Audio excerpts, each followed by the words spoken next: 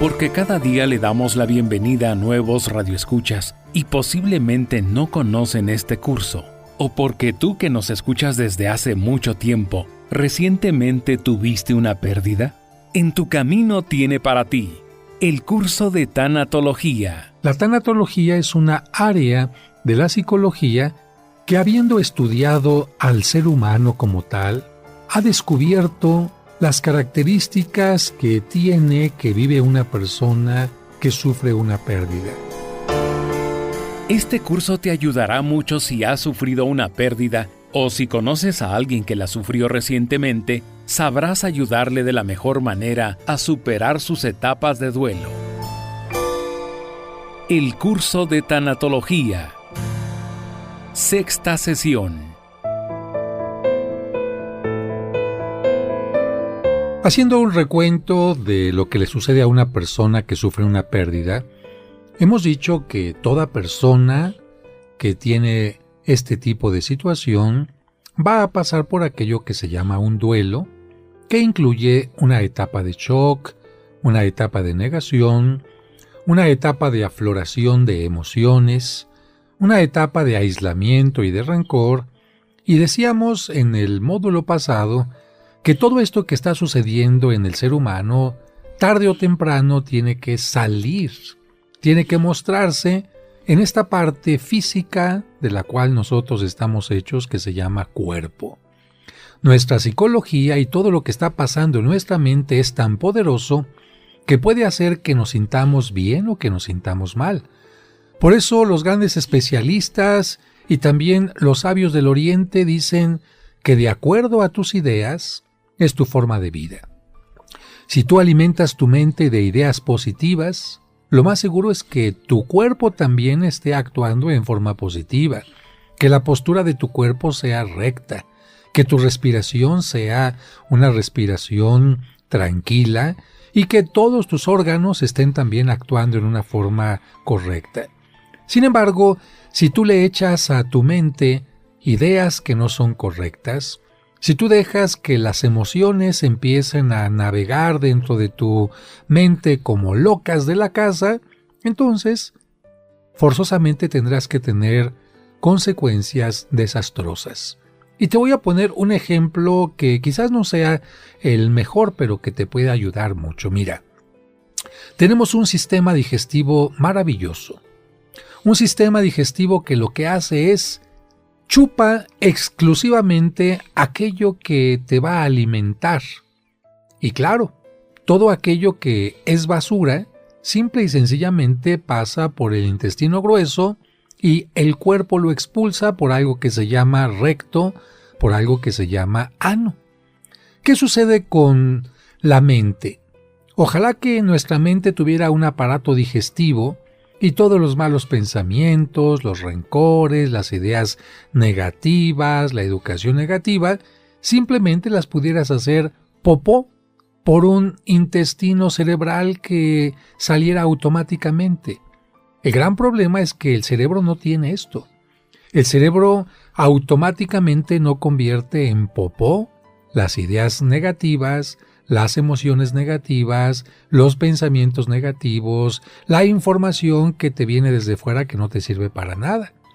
Uno es el que tendría que hacer este trabajo digestivo del cerebro. Una persona tendría que ser capaz de decir, ¿esta idea me sirve? No, va para afuera.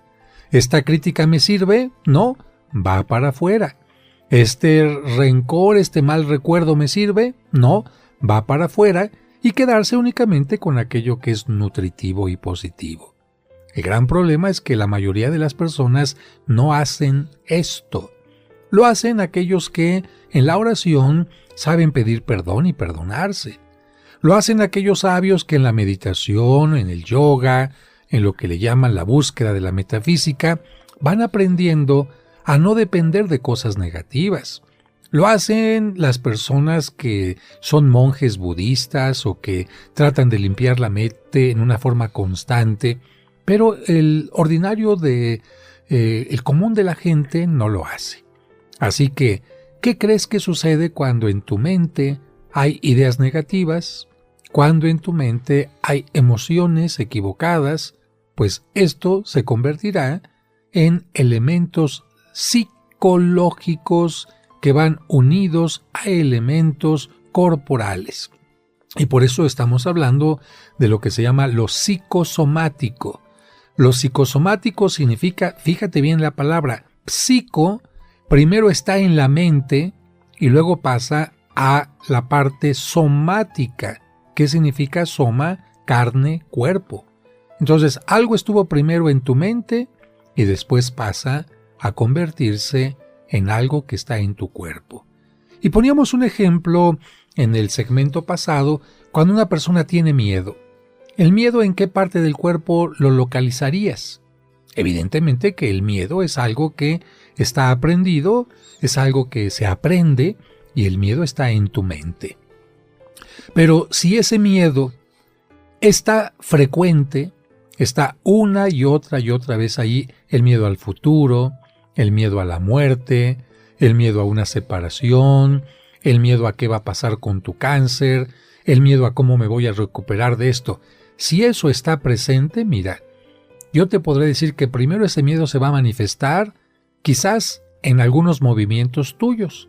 Por ejemplo, vas a empezar a estar moviendo el cuello de un lado para otro porque el miedo ya se convirtió en una tensión muy fuerte en el cuello. O vas a empezarte a rascar. O vas a empezarte a lo mejor a deprimir y tu cuerpo se va a ir hacia abajo. Pero esos son solamente movimientos. Al ratito ese miedo, si sigue ahí, se va a convertir en insomnio. Y el insomnio se va a convertir en cansancio. Y el cansancio se va a convertir en mal humor. Y el mal humor se va a convertir en estreñimiento. Y estas cosas te van a ir provocando algo como lo que comentamos con esta joven que vivía en Querétaro y que por haber tenido un cambio de vida tan radical y tan fuerte, al venirse a vivir a México, ella se empezó a sentir mal, ¿lo recuerdas? Una mujer que en Querétaro, por ser un lugar pequeño, convivía con su familia, su esposo iba a comer a casa, llegaba a cenar temprano, no habría grandes momentos de separación, pero en cambio aquí en la Ciudad de México las cosas habían cambiado totalmente. Ella pensaba que todo estaba bien. Tenían una casa nueva en la Ciudad de México, el empleo maravilloso de su esposo, pero ya no llegaba a cenar temprano, ya no podía llegar a comer, ella se pasaba grandes horas del día sola y empezó con malestares en todo el cuerpo. Iba con el médico, no aparecía nada, le hacían análisis de sangre, no aparecía nada, le hacían radiografía, no aparecía nada, le hacían exámenes fecales y de orina para ver si tenía alguna bacteria, no aparecía nada, hasta que de repente un psicólogo descubre que ella se siente realmente mal y el cuerpo está empezando a funcionar mal por un problema mental. Es decir, la pérdida que está sufriendo. La pérdida porque ya no tiene al marido todo el tiempo, la pérdida porque está lejos de sus familiares en Querétaro, la pérdida porque ya no come con el marido, la pérdida porque tiene una casa pero esa casa no la puede llenar con nada, está haciendo que se sienta de esta manera. Te estoy explicando todo esto porque seguramente tú que me escuchas que estás pasando por una pérdida, estás pasando también por estas circunstancias corporales. ¿Tuviste una infidelidad? ¿Estás sufriendo una infidelidad? ¿Te quedaste sin trabajo? ¿Te acaban de decir que tienes diabetes, que tienes una enfermedad? ¿Te acaba de cortar tu novio? ¿Te quedaste con una casa más pequeña de la que tenías antes? ¿Tus hijos se fueron de casa? Cualquier pérdida que hayas tenido se va a convertir, aunque tú no te hayas dado cuenta, en algunos síntomas. Yo que te invitaría a que hicieras en este momento, trata de ubicarlos. Trata de decir, a ver, ¿dónde están estos síntomas? ¿Me duele la cabeza? ¿Me duele la espalda? ¿Me duelen las piernas? ¿Me ha dado diarrea? ¿Estoy estreñido? ¿Se me nubla un poco la vista? ¿Empiezo a tener como zumbidos en los oídos? ¿Se me acalambran las extremidades? Pon atención. Estas cosas que no te habían pasado antes y que están apareciendo como síntomas nuevos, te van a acompañar cada vez que tengas una pérdida. Es normal que si a un niño le dolía la cabeza cuando se murió su mascota, cuando sea adulto y lo corte la novia, le va a doler la cabeza. Y cuando no entre a una escuela de posgrado porque no le dieron lugar, le va a doler la cabeza. Y cuando pierda a un ser querido por la muerte, le va a doler la cabeza. Es común que a un niño que cuando tuvo una pérdida se le acalambraban las piernas, estos mismos síntomas le aparezcan cada vez que tenga una pérdida. Entonces, tú trata de analizar en qué parte de tu cuerpo se está presentando en forma psicosomática el problema. ¿Para qué te va a ayudar? Para que no te espantes cuando esto te vuelva a suceder. Por ejemplo, yo le preguntaría a David, acabas de sufrir una pérdida, se murió tu tío. ¿Puedes ubicar en qué parte del cuerpo te afectó este pensamiento? Sin duda que sí, padre. La principal afectación fue en los riñones y eso provocaba muchos mareos. Entonces, riñones y esto ligado a la mente también, muchos mareos. Esto generalmente, David, te va a pasar en forma frecuente cuando tú tengas una pérdida. Quizás no te habías fijado, pero el estudio de la tanatología te va a ayudar a que cuando esto te vuelva a pasar no te pongas tan nervioso y con tanta tensión como te pusiste en esta ocasión. Vamos a continuar hablando en el siguiente segmento. El curso de tanatología.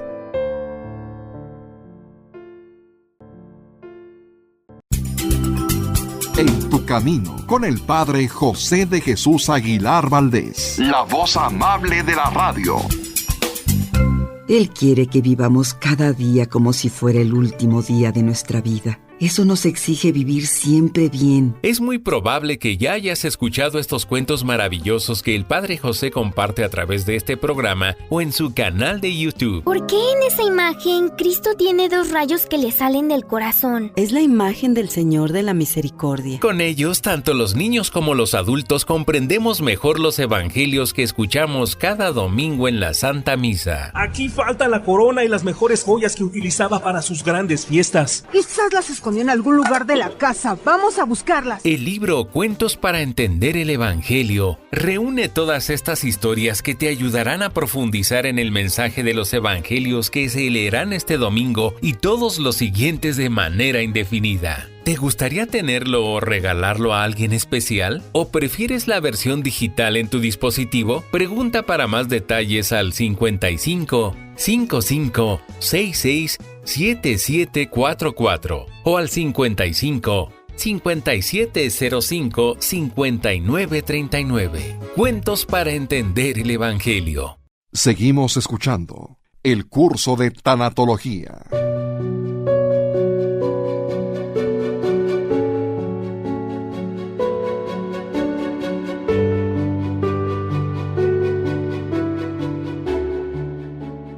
Estamos comprendiendo que aquello que parece no afectarnos a una simple vista puede afectarnos de una manera muy fuerte. David nunca había tenido los dolores en los riñones que tuvo. David no había tenido la angustia que en este momento tuvo. Y esto es importante porque de la angustia quiero decirte que se van a reflejar muchos problemas. Simplemente estoy diciendo problemas, no forzosamente enfermedades. Mira, una de las características de la angustia es que a las personas no les gusta sentirse angustiados, no les gusta sentirse angustiadas.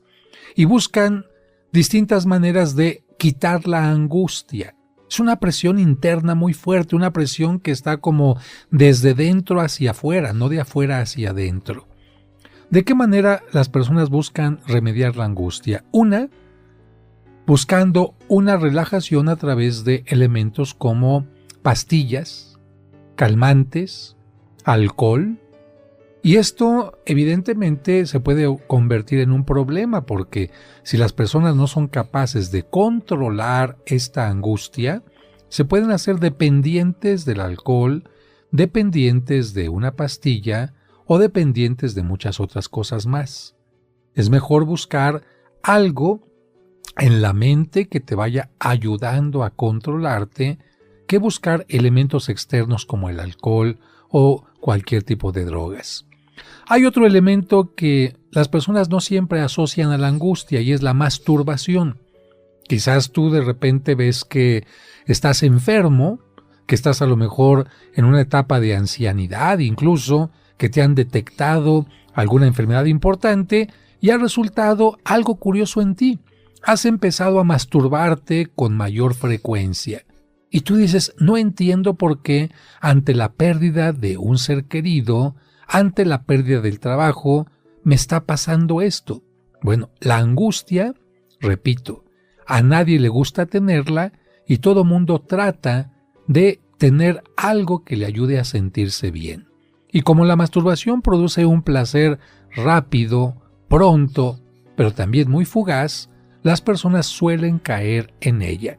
De hecho, muchos de los jóvenes que se masturban constantemente, lo que tienen no es un problema de hipersensualidad, sino lo que sucede en la mayoría de ellos es que están llenos de angustia.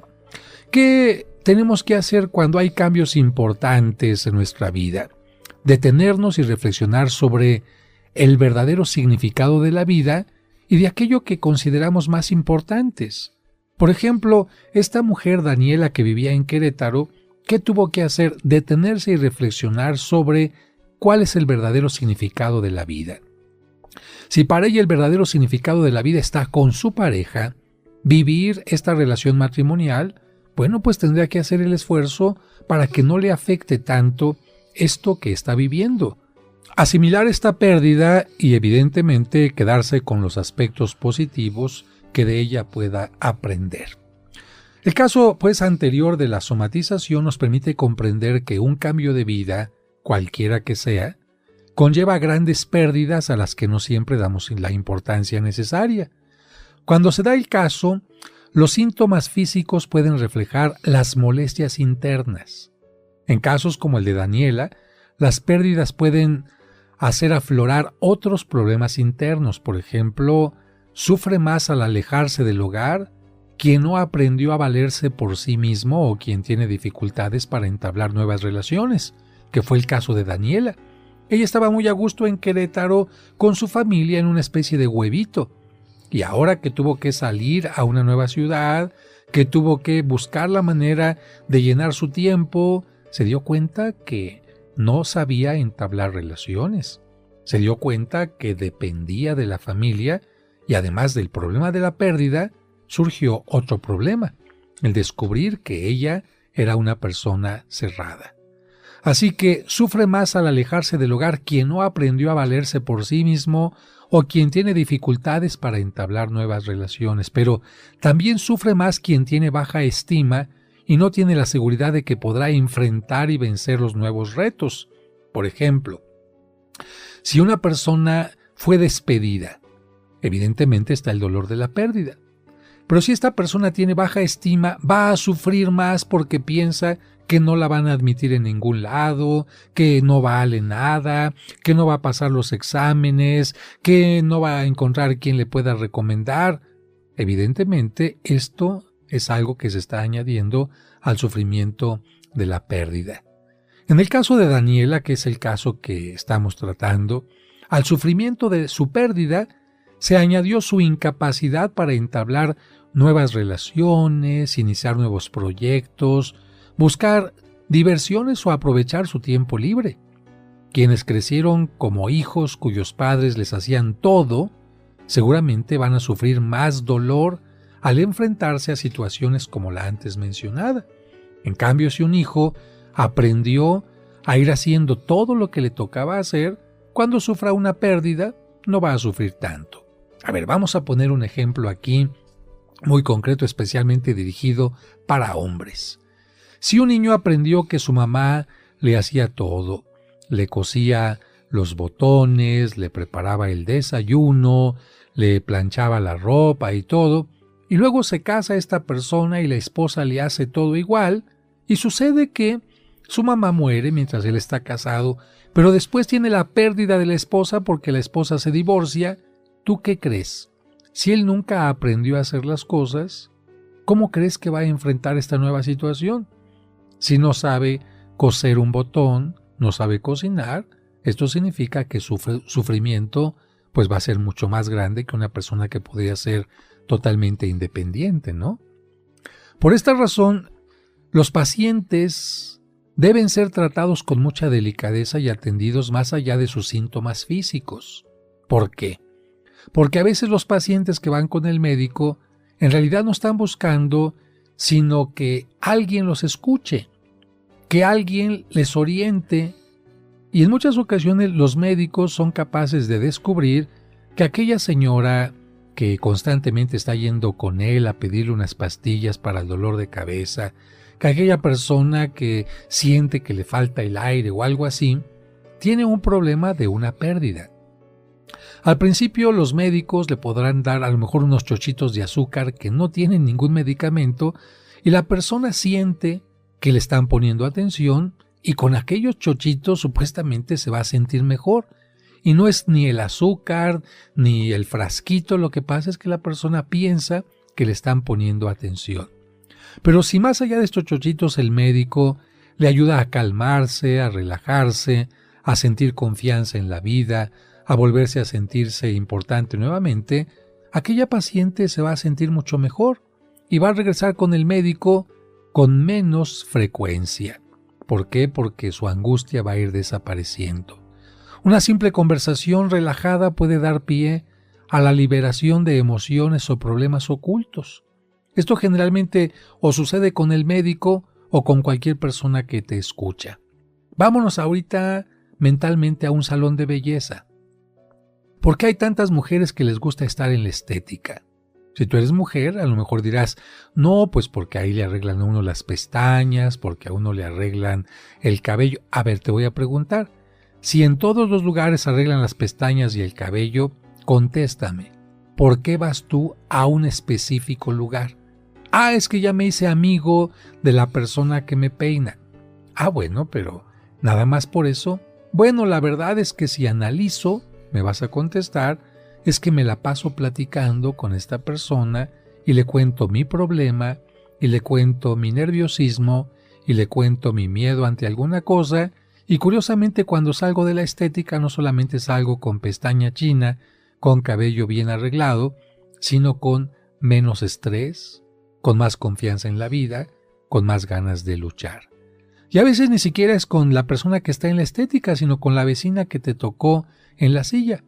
Empiezas a platicar y especialmente en el caso de las mujeres, una simple plática les puede quitar síntomas físicos que podrían ocasionarles muchos daños. Y es que como el problema no es físico, en su origen, ninguna cantidad de medicamento logrará cambios significativos en el paciente como el sacar fuera todos los miedos y las angustias a través de una plática. Regresamos para el siguiente segmento.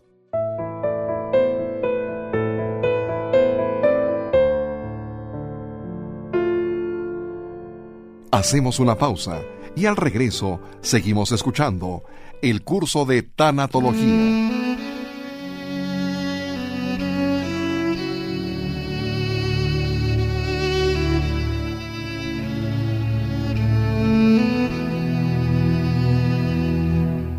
Señor, dicen que el lunes ni las gallinas ponen, pero estoy seguro que esa frase la inventaron los que buscan pretextos para no cumplir con su responsabilidad. Ayúdanos a comenzar la semana con ánimo para contagiar con nuestro entusiasmo a los demás. Que la sabiduría nos haga ver los problemas como oportunidades para crecer y desarrollar nuestra creatividad. Después de todo, nosotros somos algo más que gallinas. Amén.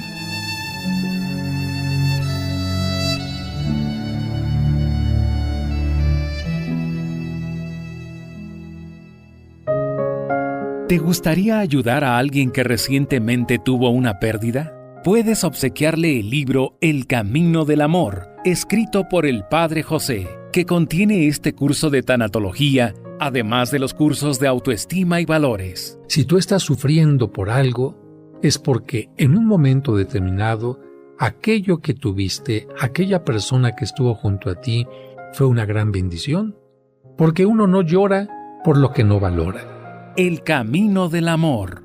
Pide informe sobre su costo, envíos o versión digital con una llamada o un mensaje vía WhatsApp a los teléfonos 55 55 66 7744 o al 55 5705 5939.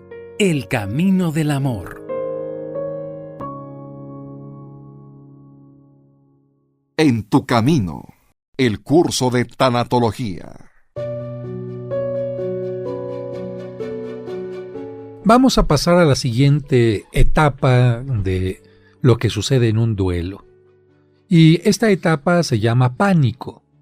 ¿Qué es el pánico? Mira, antes de explicarte el origen de esta palabra, sus síntomas, yo quisiera que te imagines que estás viajando en tu automóvil. Imagínate, estás sentado en tu automóvil y de repente el marcador del automóvil empieza a indicar que le falta agua al vehículo. Muy bien, le falta un poco de agua, no es gran cosa. Pero a los 2 minutos el marcador del tablero indica que también la gasolina empieza a reducirse en una forma rápida. Pero después te empieza el tablero a indicar que la presión no está bombeando bien la gasolina y de repente se te apaga el radio. Y sigues caminando y de repente se te apagan las luces. Y sigues caminando y el auto empieza a dar pequeños tumbos. Y sigues caminando y de repente se prenden solos los parabrisas. Y sigues caminando y de repente el auto empieza a no responder a la dirección del volante. Bueno, si solamente fuera lo del agua, yo creo que no te llenarías de miedo ni de pánico. Si solamente fuera lo de la gasolina, no te llenarías de pánico. Pero si a un problema que comienza pequeñitito, le vas añadiendo otro problema pequeñito, y otro problema pequeñito, y otro problema pequeñito, resulta que el conjunto de problemas pequeñitos es lo que te puede ocasionar pánico. ¿Por qué? Porque tu coche sientes que ya no tienes el control sobre él. Bueno, vamos ahora entonces a entender por qué viene la situación de pánico. Imagínate, primero sufriste la pérdida de una persona que hace que tu vida cambie radicalmente. Punto 1. Punto 2. Empezaste como a negar lo que estaba pasando y te sientes como que vives en un sueño. Ya son 2 cosas que están ligadas. Punto 3. Empieza a surgir la emoción, pero emociones completamente contradictorias y opuestas como alegría, coraje porque se murió la persona, tristeza, impotencia, aflicción. Ya empieza el asunto a hacerse más pesado. Después empiezan a darte ganas de aislarte de los demás y empiezas a sentir rencor hacia tus seres queridos. Ya se va haciendo más complicado el asunto. Y después de esto empiezas a entrar en una depresión y te sientes sin ganas de vivir. Uy, más delicado el asunto. Y después de esto empiezan a aparecerte síntomas en el cuerpo que nunca habías tenido antes. Ronchas, estreñimientos, diarreas, insomnios, dolores de cuello, problemas para la digestión, problemas para dormir, incluso puedes tener problemas para tener una relación sexual. Y todo eso no había pasado, y fíjate, todo esto se te está poniendo junto en la charola. ¿Qué es lo que empiezas a pensar tú? ¿Estoy a punto de morirme? ¿Me va a dar un paro cardíaco? ¿Alguien me está haciendo algún daño? ¿El muerto se me va a aparecer o seguramente está haciendo que me esté pasando esto porque quiere llevarme con él? ¿O la persona que me fue infiel me está haciendo brujería y por eso me estoy sintiendo tan mal? Efectivamente, tú estás dándote cuenta que se están juntando muchas cosas en un solo momento y esto empieza a desequilibrar tu pensamiento y entonces aparece lo que se llama pánico. No tienes control, como este automóvil que yo ponía al final en el ejemplo. Empezaron pequeñas cositas, pero lo más delicado es que la persona tomaba el volante, movía hacia la derecha y el auto no respondía. Imagínate que vas manejando un auto y que el volante no responde. Evidentemente tú dices, ¿a dónde me va a llevar el auto? ¿Dónde voy a terminar? Eso es pánico y lo vamos ahora entonces a tratar de explicar. Primero, la expresión de terror de pánico, que sería la correcta, proviene de una palabra de la cultura griega y se refería a una situación de miedo que sentían los que iban caminando por el camino cuando se encontraban entre una decisión y otra en lo que llamamos una encrucijada. A ver, te voy a preguntar a ti, ¿qué es una encrucijada? Bueno, una encrucijada es donde tú vas por el camino y en lugar de que el camino continúe, van a dividirse varios segmentos con la posibilidad de que tú puedas caminar por cualquiera de ellos. Entonces, mientras tú vas por un camino, dices, no hay problema, este es el único camino. Dijiste, es que voy a Cuernavaca, muy bien, y ahí dice la carretera a Cuernavaca. Pero a la mitad de la carretera se divide en 6 y no hay ningún letrero que diga cuál va a Cuernavaca. ¿Qué haces? ¿Tomas el primero de la derecha? ¿El segundo de la derecha, el que está en el centro? ¿Tomas el que va hacia la izquierda? ¿Cuál camino tomas? Si no hay ningún letrero, ¿qué te va a pasar? ¿O te quedas parado y ya no caminas? ¿O bien tomas cualquiera de esos caminos, pero vas a ir con la angustia? ¿Y si me equivoqué? ¿Y si no es por aquí?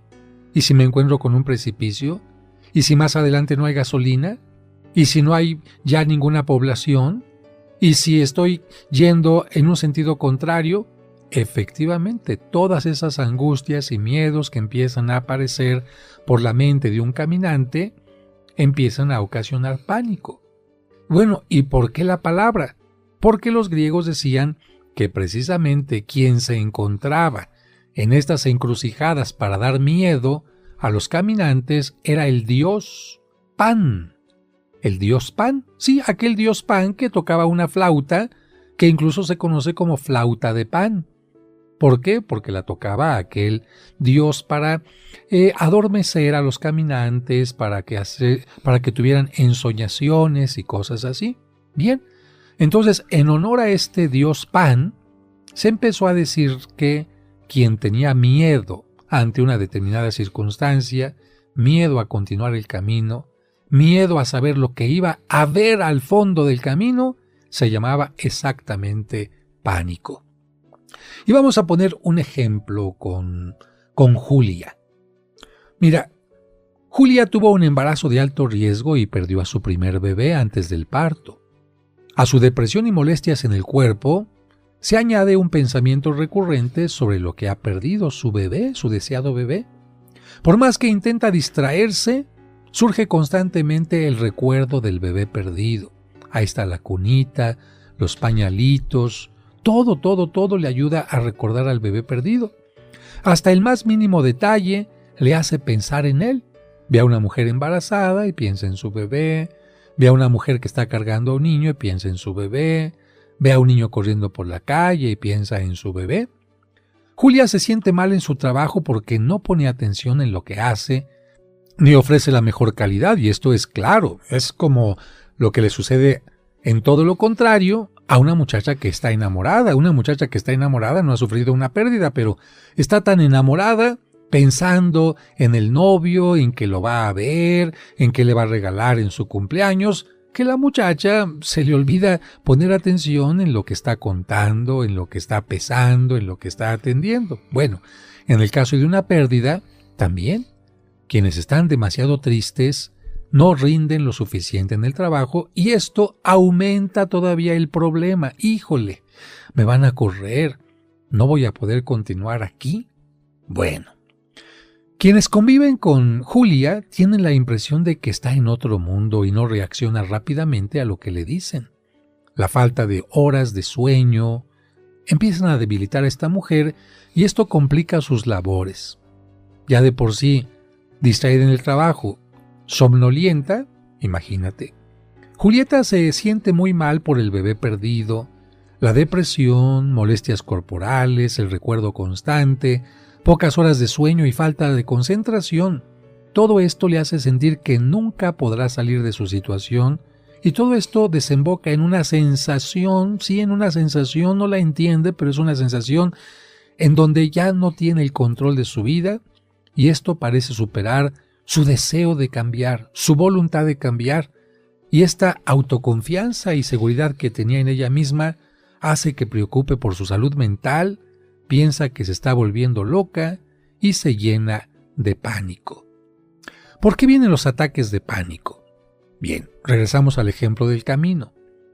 Si yo voy en un camino y no sé lo que hay al fondo, eso es lo que me da miedo, el miedo a lo desconocido. Es como cuando tú entras a una casa de espantos. ¿Por qué en las casas de espantos tienes que entrar y todo está oscuro y negro? Porque ahí está el secreto de que tengas pánico. No sabes en qué momento algo te pueda salir de arriba, de abajo, de un lado, de otro. Puede ser un hombre lobo, una momia, una araña, alguien que grite. Puede ser que el piso de repente tenga una caída hacia abajo. Puede ser que choques con una pared. Puede ser que de repente sientas agua, una mano. Eso es exactamente lo que es el pánico, el miedo a lo desconocido. Los ataques de pánico son trastornos de la ansiedad, sensaciones repentinas de terror sin ningún motivo aparente. Vamos a ver poco a poquito. Cuando una persona siente que pierde su estabilidad emocional, cree perder el control, siente que pierde la razón, comienza a preocuparse sobre su salud mental, tiene miedo y puede caer en el pánico. El temor a lo desconocido o a algo incomprensible puede paralizarla. Temor a lo desconocido. ¿Qué va a pasar con esta enfermedad de cáncer que me acaban de detectar? No conozco el futuro. ¿El cáncer me va a pasar a los ganglios? ¿Me van a tener que amputar una mano? ¿Voy a dejar huérfanos a mis hijos?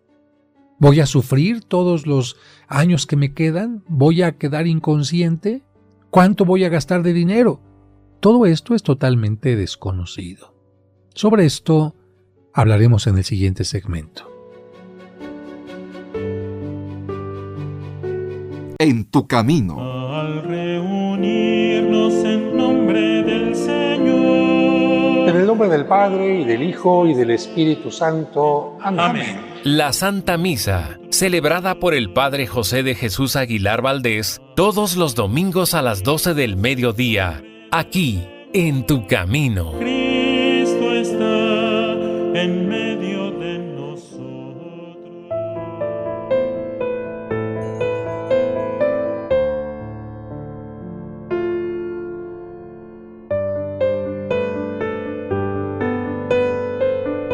Estamos hablando en este segmento sobre el pánico, que es ocasionado por el miedo a lo que puede pasar, el miedo a tu cáncer, el miedo a qué va a pasar ahora que me tengo que separar de mi esposo, el miedo a mis hijos se fueron de la casa y cómo le voy a hacer ahora para vivir sola, el miedo a, no me quedé en la escuela que yo quería y ahora qué va a pasar con mi vida.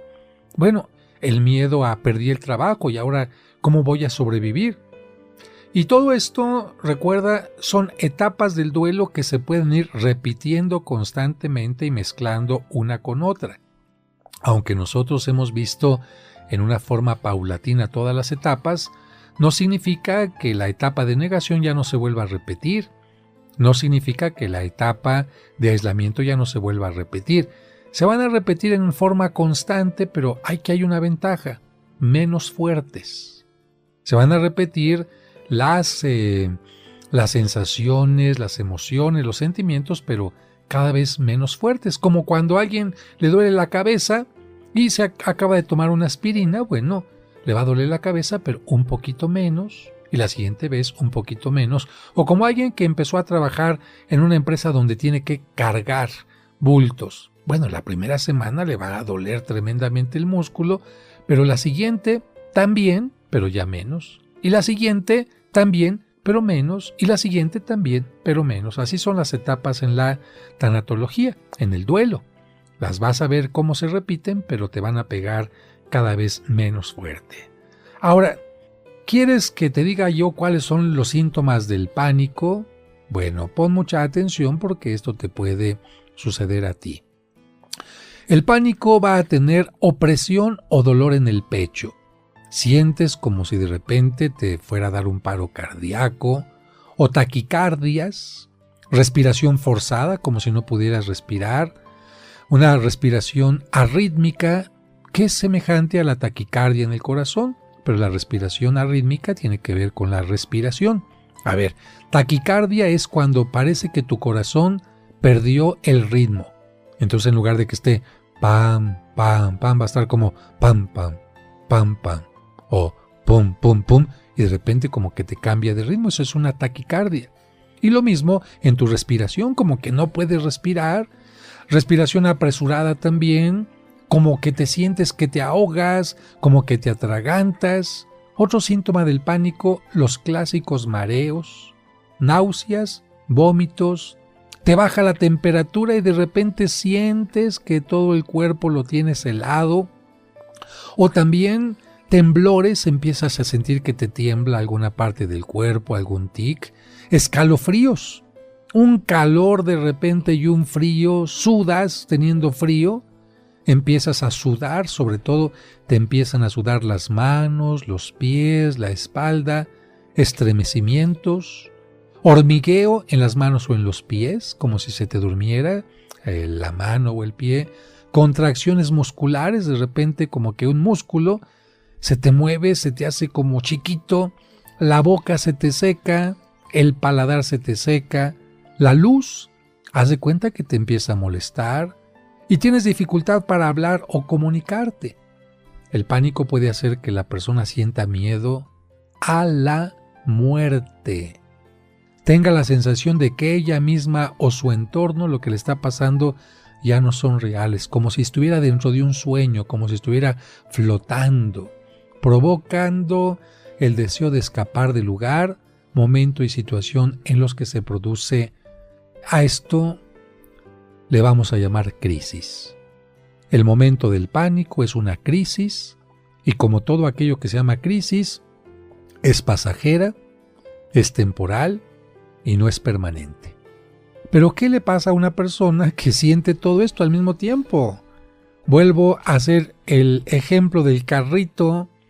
Ya de por sí el carro ya no le funcionan los focos, ya no le funciona además el volante y además del coche que ya no funciona, tú empiezas a sentir escalofríos, sudoración, palpitaciones, taquicardias, que desde tu mente, hasta aquí llegué, ya no puedo, algo me está pasando, y lo que sucede es algo muy pasajero.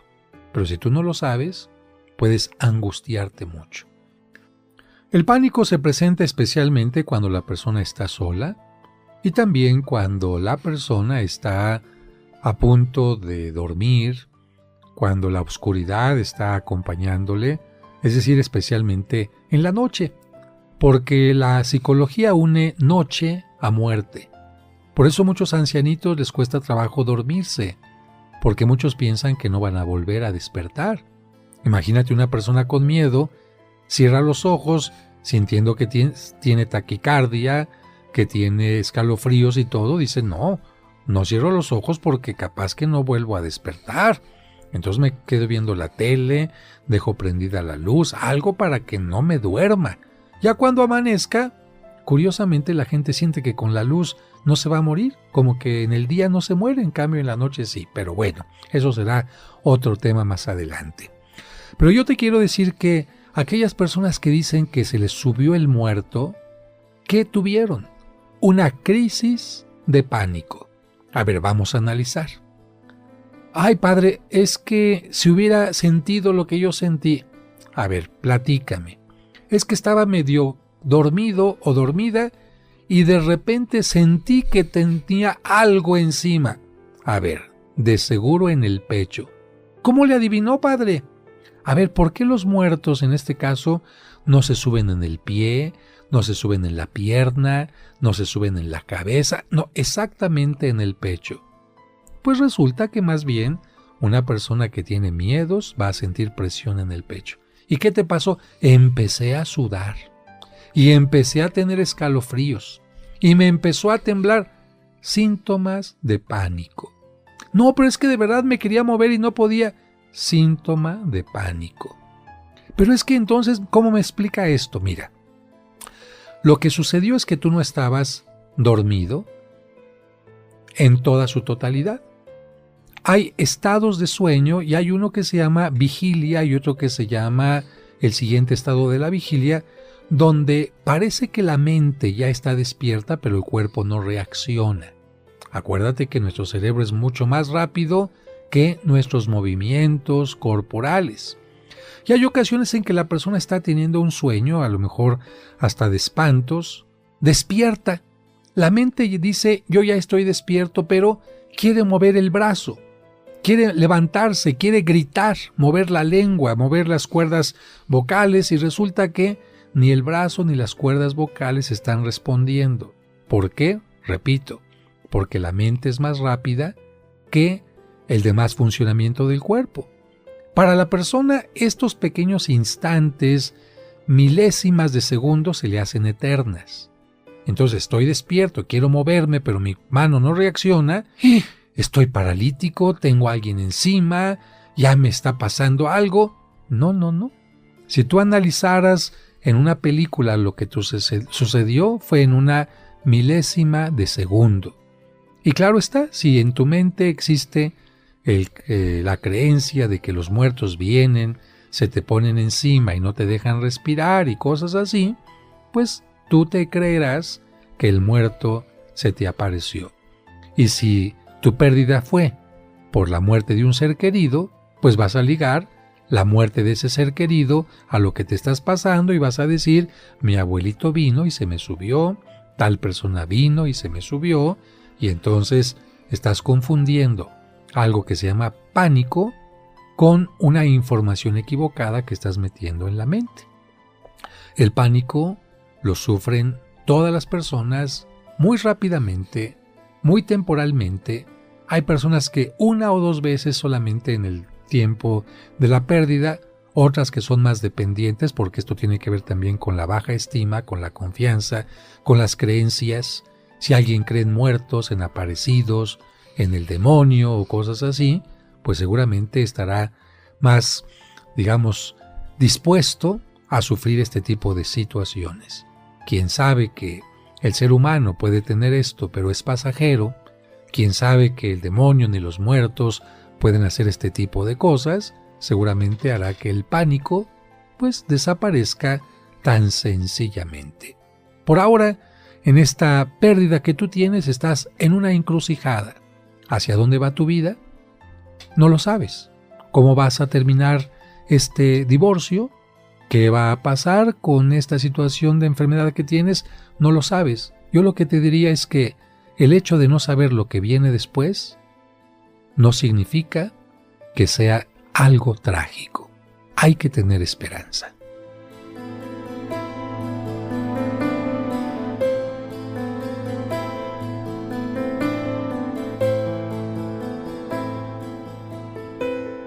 No olvides que mañana continuaremos con el curso de tanatología